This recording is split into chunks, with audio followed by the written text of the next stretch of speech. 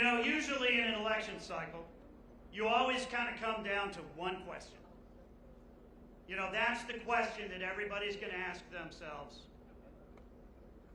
What am I going to vote for? Who am I going to pull the lever for? And sometimes we don't know what that question is until afterwards, and we kind of sift through it and we analyze it and think about it. But in this election cycle, we know. We all know right now the question is pretty simple. Is America going to be a great country or not? Are we going to be a strong country or not? When we think about it in those terms, right, and we've got a couple of candidates, right, I really look at strength and think about this. 9 years ago, Donald Trump came down an escalator. Y'all may have seen it. And said he was going to make America great again because he was going to restore our southern border, he was going to rebuild our economy, and he was going to make sure that America was strong enough to protect our interests and our allies around the world. It was a very simple proposition, surrounded by the greatest political campaign slogan ever, make America great again.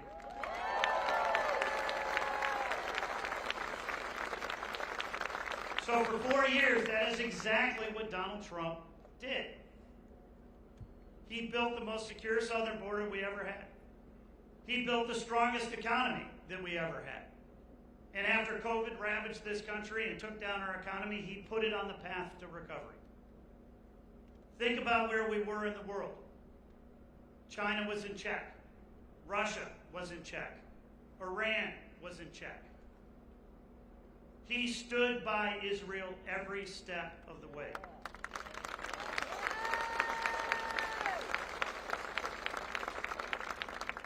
He recognized the Golan Heights. He moved the embassy to Jerusalem. Got the Abraham Accords signed. And stood by the rest of our allies all around the world. Look at where we are now. 4 years with Kamala Harris and her administration in charge.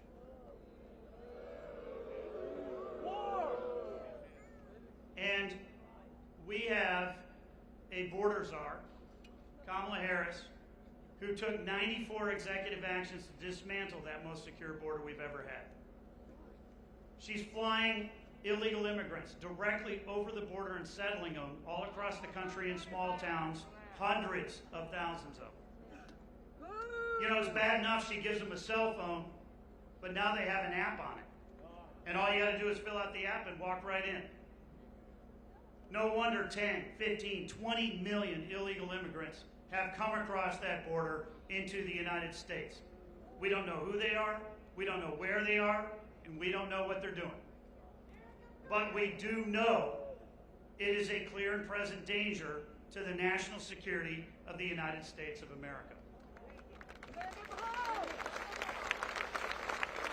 We have a vice president who cast a tie-breaking vote on $2.5 trillion worth of unnecessary, unneeded inflationary spending. President Obama's own economic advisors told her, if you do this, you're going to send prices through the roof. And she did it anyway. And here we are 4 years later, grocery prices are 25% higher for every North Carolina family. Housing prices are up 25%, unless of course you want to buy a house and it costs twice as much to buy the same house today as it did 4 years ago. And gasoline prices are up 50%. Thanks, Kamala. You're talking about a vice president who stood up Benjamin Netanyahu when he did a joint session of Congress because she had to go to a sorority event down in Texas. Who has consistently said to Israel, hold back, hold back, hold back, instead of saying, go end this war and protect yourself. We're talking about a vice president who went to a world leaders confab over in Europe and told Putin, do not invade Ukraine. 5 days later, he invaded Ukraine. You know, when America is weak, the world is a far more dangerous place. We need a president who is going to make America strong again. We need a president who is going to restore our economy, who is going to rebuild that southern border, and who is going to make sure every single day that we back the blue and we honor our soldiers, our veterans, and our military families.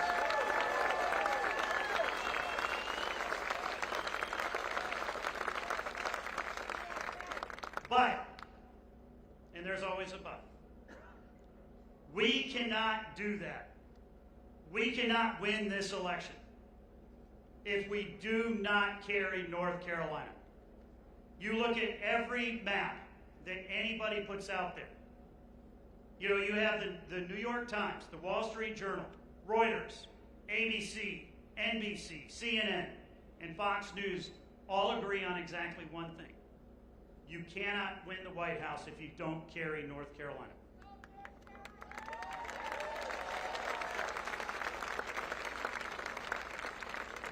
So we're very excited about what we've seen during the early voting period and the mail-in voting period. We're actually going to come out of the early vote period with Republicans having a lead for the first time in the history of this state.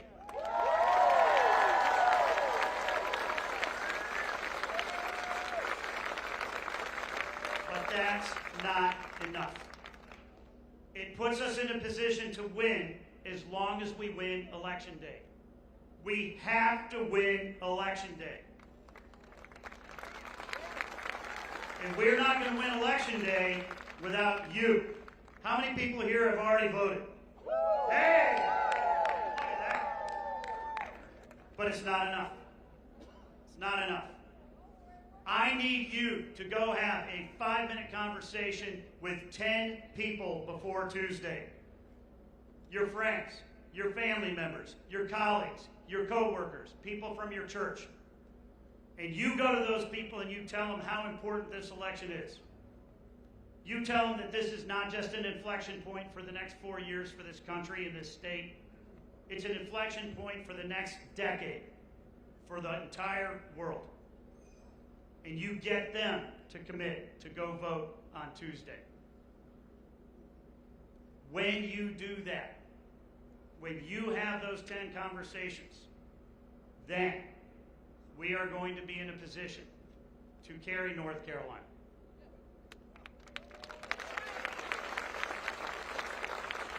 We're going to be in a position to flip the House of Representatives. You know, we're going to pick up 4 seats for the Republicans right here in North Carolina.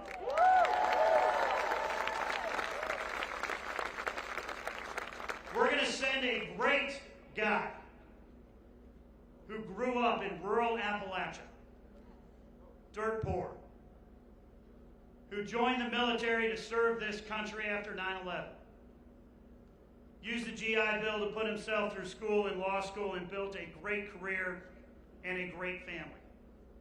And right now is in a position to serve our country again. He's a great senator from Ohio, but I think he has a higher calling. Are you guys excited to welcome J.D. Vance here to North Carolina?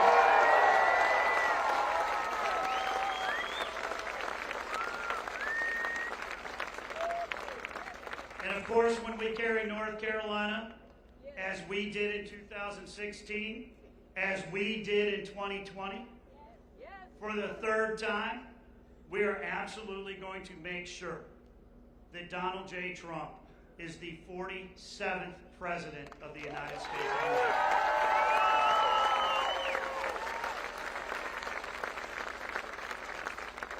So enjoy the show today, and then go home and get to work. Roll up your sleeves, pull out your cell phone, and promise me 10 conversations, 5 minutes each. We're going to build this into a movement, and then on January 20th, we're going to roll up our sleeves. Donald Trump and J.D. Vance, and they're going to get to work right away, and they are going to make America great again. Thank you, everybody.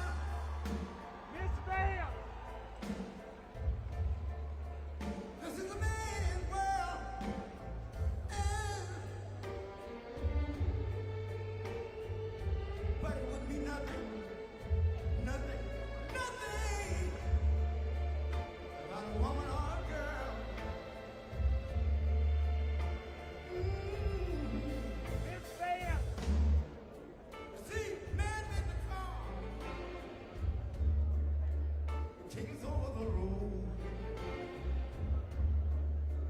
Man made the train, carry the heavy load. Man made the electric lights, take us out of the dark.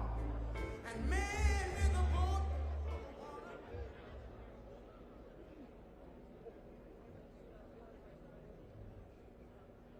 Ladies and gentlemen, please welcome the next Vice President of the United States, Senator J.D. Vance.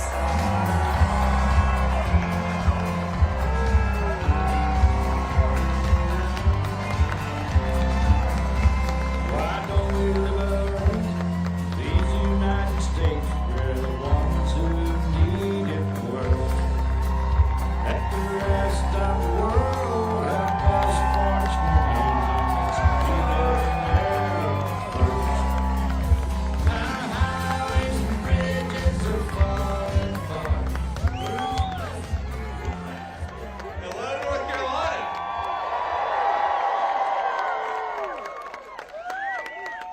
It is good to be in Selma. It is good.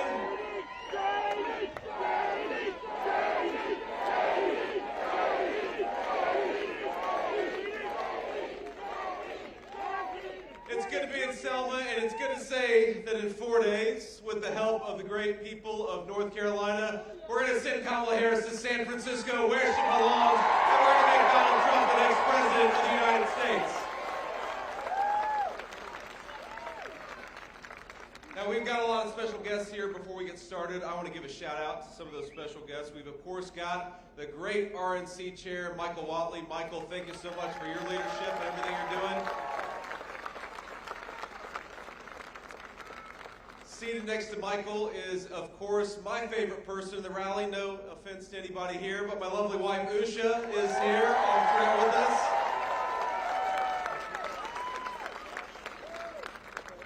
We've got a special guest, but he's on the way. His flight was late, but if I talk for long enough, then Donald Trump Jr. is going to be here later.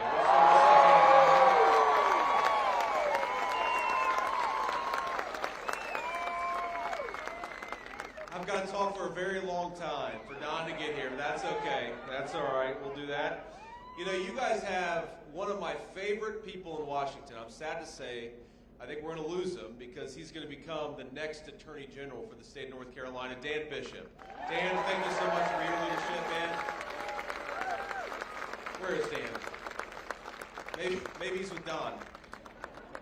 And then, of course, we've got congressional candidate Brad Knott. Brad, thanks so much for your leadership and for stepping up. And when you guys send Brad to Washington, you send Donald J. Trump to the White House, we're going to do a lot of good together for the people of North Carolina. So God bless you, Brad, for being willing to serve. Now, I want to start here because I don't want to screw this up about early voting because, you know, at this point I'm spending, I'm seeing 4 different states every single day. So earlier in Michigan, they've still got a few more days, but here in North Carolina, you've got 1 more day of early voting. So who here has voted early already? Wow. What the hell are you guys doing here? Go get a friend and take it to the polls. Who is still planning to vote either in a few days or on Election Day? That's still a pretty good crew. All right, sounds good. So, look, however you're going to vote, if you plan to vote early, and please, we'd love to make as many votes as possible, you've got to do it by tomorrow. And here's the thing, I was talking to the great leadership of the state GOP, and it sounds like if you guys get out there and do your job and get your friends and family to the polls tomorrow, we're going to go into an election day with something we have never had from the early vote in the state of North Carolina, a lead. And that's a very big thing for this campaign. So we're going to win Election Day voting in the state of North Carolina, but normally we've got to win Election Day voting by a big margin. I think that on Election Day we're going to win by a big margin, but that's going to mean a North Carolina landslide. Let's make it happen. Let's make this thing too big to rig. I don't want to win North North Carolina by 20,000 votes. I want to win North Carolina by 200,000 votes, and I'd like to have your help get there. So I'm going to make a few requests before we sort of get started and we talk about why we're going to make Donald Trump the next president. Let's talk about the how. So number one, there's a website, swampthevoteusa.com, swampthevoteusa.com. We built that website to show you your polling location so you can check where you can go vote. You can check how to get involved in these last few days, but we've got to get out there and make it happen. So number one, go to swampthevoteusa.com.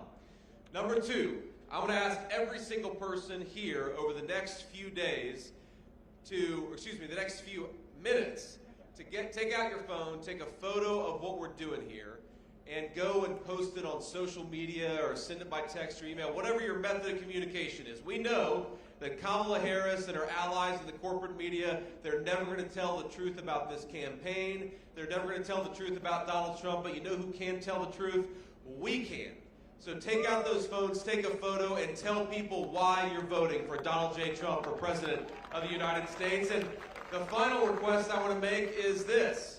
I want every person here, and it looks like a lot of you have already voted, but I want every person here to vote 10 times. The legal way. We've got New York Times reporters in the back, and I'm sure they're going to write later today that J.D. Vance came to Selma, North Carolina to encourage mass voter fraud at his event. But here's how you can vote the legal way 10 times is you take yourself out to vote and you get 9 of your friends and family to go along with you. And if we do that, we're going to win the state of North Carolina. Now, I want to talk just a little bit about our Democratic opponents, Kamala Harris and Tim Walz. And I see you feel about him the same way I do. I will say, about poor Tim Walz. I know we have some great Christian people here, and I'm sure people of other faiths. If you would, spare a prayer for Tim Walz, because he's got the toughest job in American politics. Tim Walz has got to go out there and try to convince our fellow citizens that Kamala Harris is fit to be President of the United States. That is a tough job, ladies and gentlemen. And here's the problem with Tim Walz's argument about Kamala Harris is the record is the record. Kamala Harris has been vice president for 3.5 years, and because of her leadership, or lack thereof, North Carolinians are paying over $1,000 more per month to afford today what they could have afforded when Donald J. Trump was president. Because of Kamala Harris's leadership, we saw today the private sector lost 28,000 jobs. And manufacturing, we actually lost 46,000 jobs in the manufacturing sector just in the last month because of Kamala Harris's leadership. Now, it's interesting. If you read the details of that job report, what it'll tell you is that even though we lost 28,000 private sector jobs, we gained 12,000 jobs. You know what that means? That means we created a lot of jobs in government, but not a lot of jobs in the private sector. We created a lot of jobs for IRS bureaucrats who are going to harass you, but not a lot of jobs for hard-working North Carolina families. That means we shipped, when we talk about losing 46,000 manufacturing jobs, that means we're shipping a lot of good North Carolina jobs to Mexico, to China, but we're not creating a lot of good jobs for North Carolina families who need them. So in 4 short days, we get to send a message to Kamala Harris. We don't trust your promises. We don't trust your slogans. We trust what you have done in the last 4 years. It has been a failure, and we are going to say to Kamala Harris, you are fired. We're going back to the leadership of Donald J. Trump.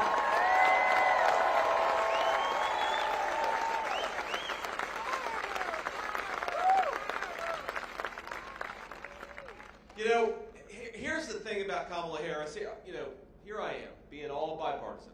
I said something nice about Tim Walz. I asked you guys to pray for Tim Walz, right? That was nice of me. And I'm going to say something nice about Kamala Harris. I think that every time she gives an interview, we gain about 50,000 votes. And by the way, I watch Kamala Harris's interviews so that you don't have to. That is the sacrifice that I'm willing to engage in as your next vice president. I watch Kamala Harris on TV so that you guys can actually enjoy the television program. You don't have to watch Kamala Harris. So she said on The View a couple of weeks ago,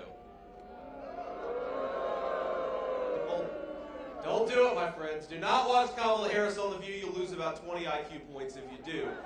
And we need you. We need you as strong and as smart as possible over the next 4 days. But she says on The View, remember, the whole argument of her campaign is that she is somehow going to fix the problems that she created in the first place. Remember, thanks to Kamala Harris's leadership, gas prices in North Carolina are up 40%. Thanks to Kamala Harris's policies, grocery prices in this state are up over 20%. Thanks to Kamala Harris's policies, housing has become unaffordable for young North Carolina families. That is the record of Kamala Harris's leadership. Now, she doesn't like to own up to that record. She doesn't like to fess up to that record, so what does she do? She goes around and in her scripted speeches with a teleprompter telling her what to say, she says that she has nothing to do with the leadership of the last 4 years. She would almost have you believe that she's never even met Joe Biden, even though she is the sitting vice president and she cast the tie-breaking vote on many of the worst policies of the last 4 years. But, in her defense, while she lies when there's a teleprompter telling her what to say, she will occasionally answer a question honestly. And I think that's what a true Kamala Harris gaffe is, when she accidentally tells you the truth about what she's been doing for the last few years. Now, in the View interview, they said, what would you have done differently from Joe Biden over the last 4 years? And Kamala Harris said, nothing comes to mind. Now, that could be, in her defense, that could be the slogan of the Harris Waltz campaign. Harris Waltz, nothing comes to mind. But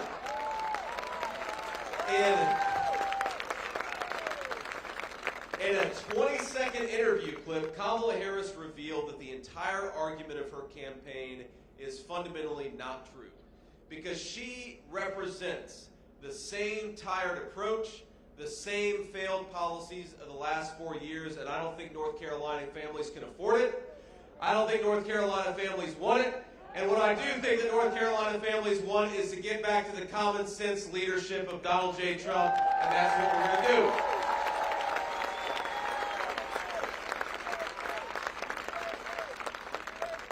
Now just think about this. Our fellow citizens, the people who are watching this on TV, our fellow citizens cannot afford 4 more years of the exact same failed policies of Kamala Harris's leadership. You know that credit card delinquencies in our country have gone up to over 9%? That means about 1 in 10 of our fellow citizens can't afford their bills because of what Kamala Harris is doing. And I happen to think, my friends, that the definition of insanity is to try the same thing, expecting different results. We have got to try something different. And the good thing about Donald J. Trump, it's not just a bunch of plans, and it's not just a bunch of promises. When Donald J. Trump was president for 4 years, he actually delivered. And that's something that's different about the career politicians in Washington, D.C.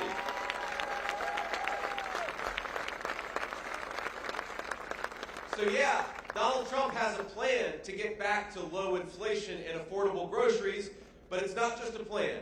Because when Donald Trump was president, grocery prices were stable and inflation was at 1.5%, which was a historical low. When Donald J. Trump was president, wages were rising at the fastest rate in 40 years in the United States of America. When Donald Trump was president, people could afford their mortgage payments, they could afford their credit card payments because the economy was doing well and we were enjoying a golden age of American prosperity. And importantly, when Donald J. Trump was president, the border was secure and we were deporting people who came into this country illegally.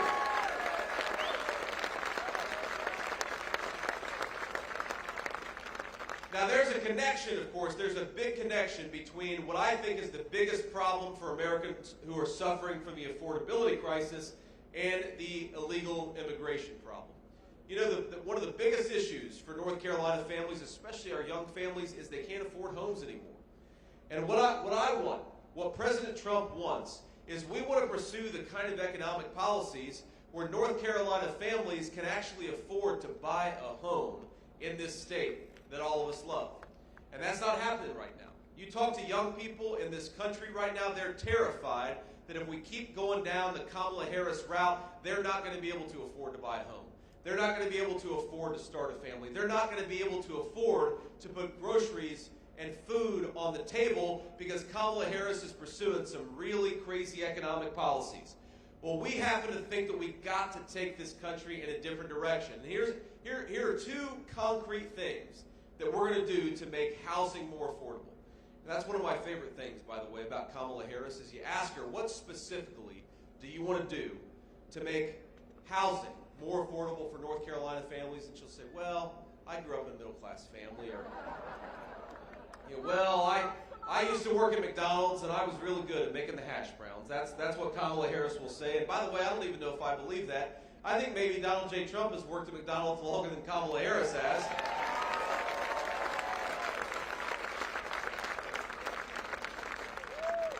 But here is the concrete plan for how we're going to lower housing prices for North Carolina families. And I got to tell you, my friends, I grew up in a working class family. Number one, specifically, we got to build more homes. We don't build enough homes in the United States of America. And because we don't build enough homes, the cost of housing has gotten way too expensive for North Carolina families. Now think about this. We are the people, we are the country that 50 years ago our ancestors built rockets that went to the moon with pocket calculators and slide rules. And now, thanks to Kamala Harris's regulations, we don't build enough homes for American families. So let's change that. Let's undo those ridiculous regulations and empower American families to build the homes that American families are going to live in. But the honest and difficult truth is that no matter how many homes we build, if we don't ensure that American homes go to American citizens, it is never going to be enough.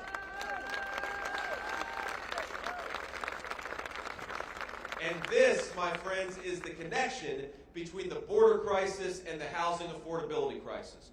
When you let 25 million people into the United States of America who have no legal right to be here, you roll out the red carpet for illegal immigration, you promise to give them Social Security, Medicare, and housing benefits, you've got to put those 25 million people somewhere. And we know that when illegal aliens get homes that ought by right go to American citizens, it makes the American dream of homeownership unattainable for millions upon millions of our people. So when Donald J. Trump is president, we are going to follow a very simple principle. Yes, we're going to build more homes, but we're going to make sure that American homes go to American citizens, not to people who don't have the legal right to be here.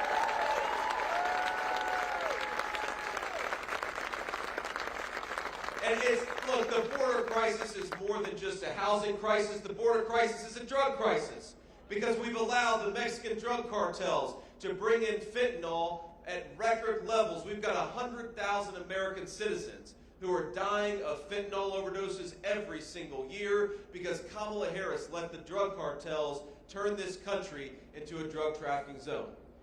Now, a lot of you know my story. A lot of you know that my family struggled. My mom struggled with addiction. And I'm proud of my mom, my friend. She's now about to celebrate 10 years clean and sober, and I'm so proud of her.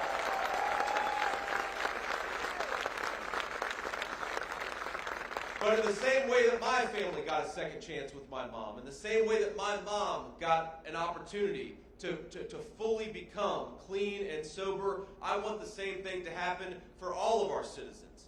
And it's not going to happen, my friends, if we're importing by the tens of thousands pounds of fentanyl that are depriving our citizens of that second chance to get clean and sober. So here's a simple proposal, Kamala Harris. Why don't we stop using the IRS to wage war on American citizens? Let's use the U.S. military to wage war on those Mexican drug cartels and get the poison out of the United States of America once and for all.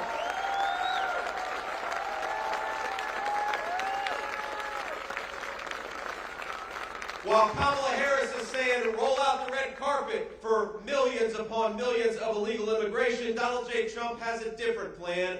pack your bags, illegal immigrants, because in 3 months, you're going back home.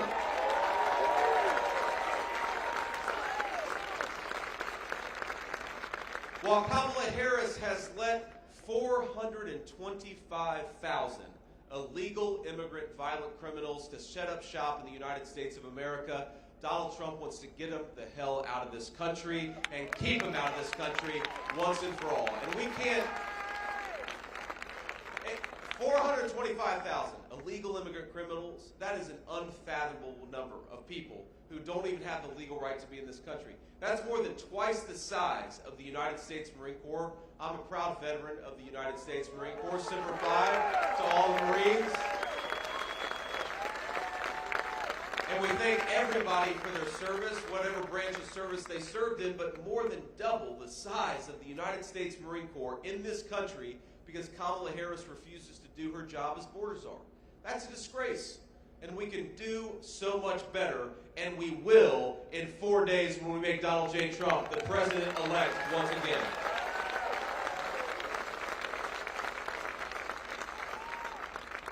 Now, here's the thing that really bothers me about Kamala Harris. It's not just that I disagree with her on public policies. Yeah, Republicans are always going to disagree with Democrats.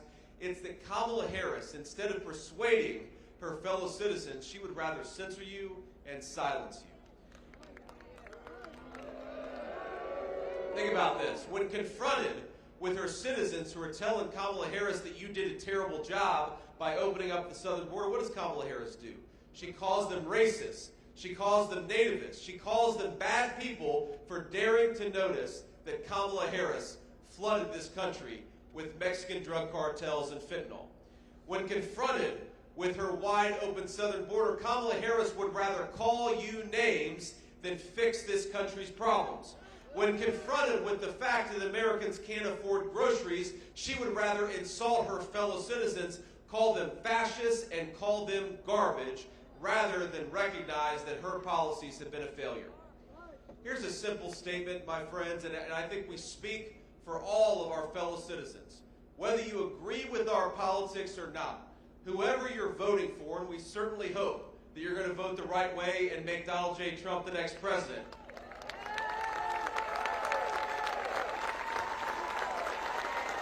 That's right.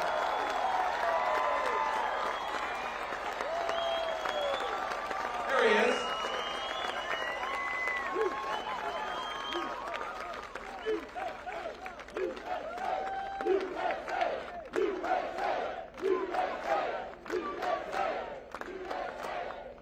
Don't worry. I think I'm going to make Don sing for his supper here. We're going to call Don up here in a second. But here's the thing. When we spoke in Michigan before, oh, we got one here too. We got one here. You see this garbage truck over here? You know, if you're struggling, my friends, with the price of groceries, you're not garbage. If you're pissed off about Kamala Harris's open border, you're not a bad person. And I, for one, am sick of having an American leadership that attacks the citizens of this country rather than solving this country's problems. So while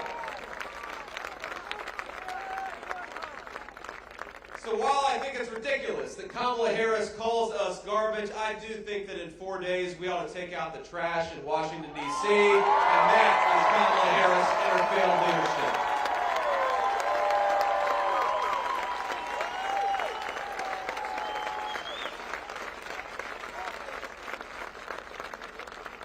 Think about this. I mean, look, President Trump is well known as the best counterpuncher in American politics. You don't want to go after Donald Trump if you work in politics, trust me.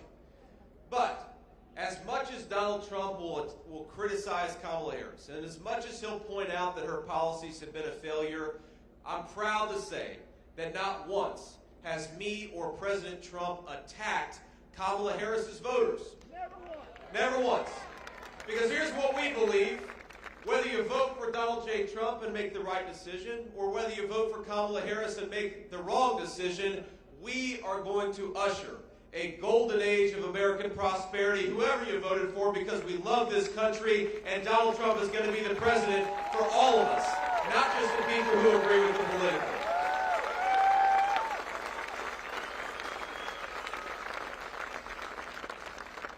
You're not garbage for wanting the southern border enforced. You're not garbage for wanting to afford the price of groceries.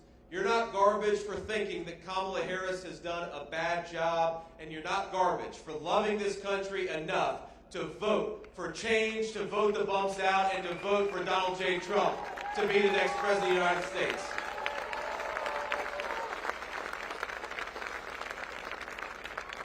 And on that note, let me just close with a couple of comments before I bring Don up here.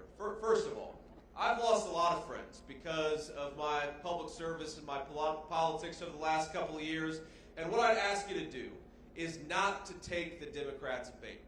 I want you, over the next 4 days, I want you to work as hard for us as you can. I want you to work as hard to persuade your friends and family that Donald J. Trump is the candidate of peace and prosperity, that Donald J. Trump is the candidate of a secure southern border, and that Donald J. Trump, when he's president, is going to make groceries and gas affordable for our people once again. I want you to convince them of that because it's true, and all of us here believe it. But if you're not able to convince them, and they do vote the wrong way, I want you to love those people anyway. Because I'm sick of Americans losing friends and losing family members over politics. I'm sick of Americans following Joe Biden and Kamala Harris into thinking that the people who disagree with them politically are bad people. They're not bad people. They may be wrong about politics, but I want us to lead.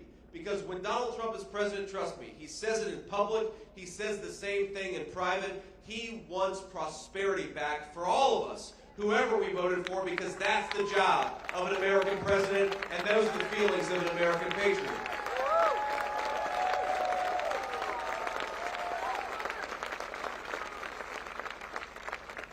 And I want you to get out there and vote, because a person who calls her fellow citizens garbage for having different politics is not fit to lead the United States of America. A person who says that when 30,000 patriots gather at Madison Square Garden to celebrate this country, who calls them fascists and Nazis, she is not fit to lead the greatest nation on earth.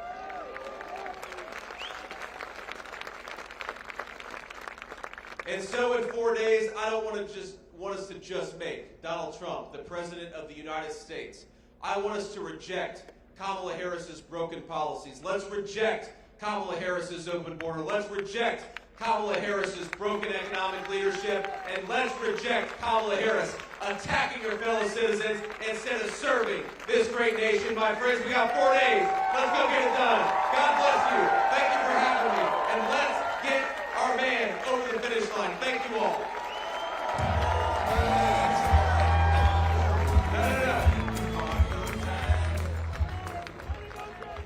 We're not done yet. I told you I was going to make Don sing for supper here. So without further ado, let me invite my friend and a great patriot up here to address the great patriots of North Carolina. Don, come up and say a few words. Let's give Don a round of applause.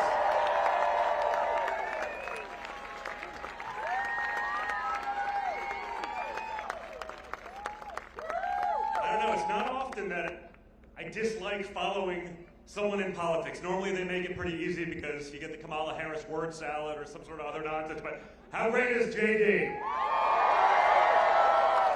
What I love most about JD is now, for our movement, for America First, isn't it nice to have a bench? Isn't it nice to have people that'll fight for you the way my father has fought for you? And that's what we have to do, guys, for the next few days. We gotta run, we gotta fight, we gotta vote like you're the third monkey in line for the Ark and it's starting to rain. And that's the reality. You see it all every day, right? You see, this poll's designed to make you overconfident, so you sit at home. This poll's designed to demoralize you, so you sit at home. Don't fall for any of the psyops. Don't fall for any of the nonsense. Overwhelm them. Bring your friends, call your neighbors, text everyone you know, especially in the swing states. Just get them out and vote. It's a unique election. We're used to politicians who are making promises. They'll tell you everything you need to hear. They get your vote, then they do whatever the swamp or their special interest billionaire friends tell them to do. This election, it's actually different. You've actually lived under the policies of both administrations. You've been there. You've seen it. You had 4 years under Trump.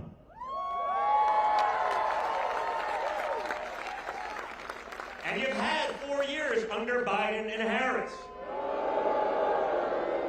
And the reality is this, folks. You went from a time of prosperity to a time of poverty. Like that. In an instant. Because of incompetence. Because they rather follow the woke playbook than use common sense. We went from a time of peace to a time of war.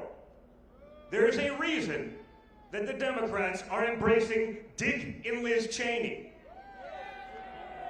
They're going to send your kids to war. We're going to be at World War III. No one can tell us why we'd even be there, but we'll be there because a couple of guys in Washington, D.C. are going to get rich because of it. We know nothing's going to change because Kamala Harris told us she wouldn't do anything differently. She's said that 7 or 8 times now. And you would think, you know, after the first time, you'd think maybe, I don't know, just maybe, after even the liberal press destroys you, you'd think when you're asked the question the 2nd, 3rd, 4th, 5th, and 6th time what you'd do differently, you'd think you'd be smart enough to come up with like an answer. But she's not. That's why I love this. I love this podium. I love that JD speak. Notice how there's not a teleprompter here?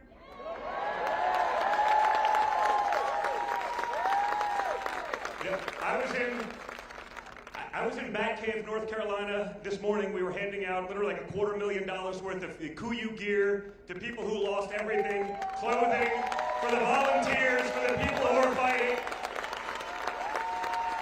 With the great folks at Samaritan's Purse doing the work that FEMA should be doing.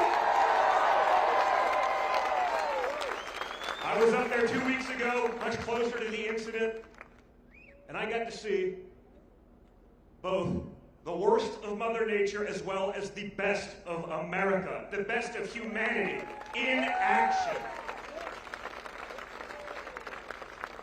Guys, it's not that hard. We can fix these things, but we can't do it by ourselves. We can't do it alone. We've seen that. When my father was the president of the United States, they canceled, shut down, suppressed, censored the most powerful man in the world. They then tried to impeach him twice. They tried to jail him. They tried to take away his businesses.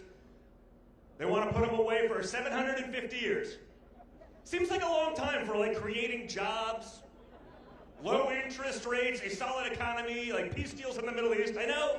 I know that goes against everything Washington stands for, but it seems rather extreme. And I understand my dad is a young and vibrant man, but 750 years seems like a very long time, even for him. So guys, it's in your hands at this point, okay? One guy can't do it by himself, but with an army of you, putting in every effort imaginable for the next few days, we can win. It's not a fair fight. We don't pretend it is. You see the press today, right? My father says, it's strange. If Liz Cheney wants to be in all of these wars, she should pick up arms. But it seems like the people that get us in the wars never seem to be the people fighting them. The media says, Donald Trump thinks that Liz Cheney should be shot. But that's what we're dealing with, right? They have nothing else. They can't run on their accomplishments because they have none. The only things they've changed are for the worse for Americans, and everyone sees it. But we are still up against a very powerful machine. It's $1 trillion industry, the mainstream media. $1 trillion in big tech, backstopping them, censoring and suppressing all of you while artificially boosting their nonsense. But again, if we all get together, we all put in that effort, we all put in that time, we can and we will fix our country. We will make it great again. So I'm going to give the mic back to JD because I was running around a little late. I apologize, JD. I was a little late, but I think we're doing some good for North Carolina. You guys are the best. That energy, that will, that fight, that will is the exact same thing like we saw with my father when he got up on July 13th after getting shot in the face. Bring that for the next 4 days, because that is America. That's the spirit. That's what we're going for. And with it, we are going to win big. Guys, Get out there and do your part. Thank you so much, North Carolina. That's all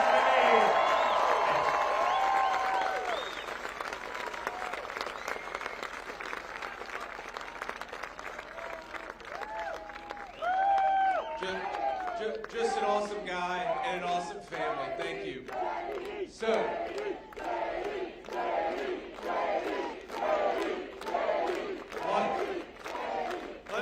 let me leave you with one final thought here. And Don, thank you. Thank you for your family's leadership and service. But think about what the stakes are. Because I think sometimes we get so wrapped up in red team versus blue team that we forget that what's ultimately at stake is not just beating Kamala Harris, as fun as that will be. What's ultimately at stake, my friends, is that there are people in our country who are hurting, who could have better lives if Donald J. Trump gets back in the White House. There are mothers who are mourning teenagers who died of fentanyl overdoses because their kids made a teenage mistake and took something that happened to be laced with the poison brought in by the Mexican drug cartels. There's a woman I met just a little while ago who told me that for 40 years, she and her husband did steak night every Friday night, but they canceled it last year because under Kamala Harris's policies, steaks just got a little too expensive. I talked to a lot of people who can't afford groceries. I've talked to people who have lost their loved ones from the violence, from the drug cartels, or the violent migrants that have come in over the last 3 years. I've talked to American young people who would love to start a family, who would love to get married, but they're worried that they're not going to be able to afford to buy a home to raise that family in. Every single one of our citizens deserves, if they work hard and play by the rules, to live a good life in this country that all of us love. Our fellow citizens deserve to be able to buy groceries. Our fellow citizens deserve to earn a good wage for a hard day's work. Our fellow citizens deserve to have safety and security in their neighborhoods, and they're only going to get it if we do our jobs and make Donald J. Trump the next president of the United States. 4 days ago,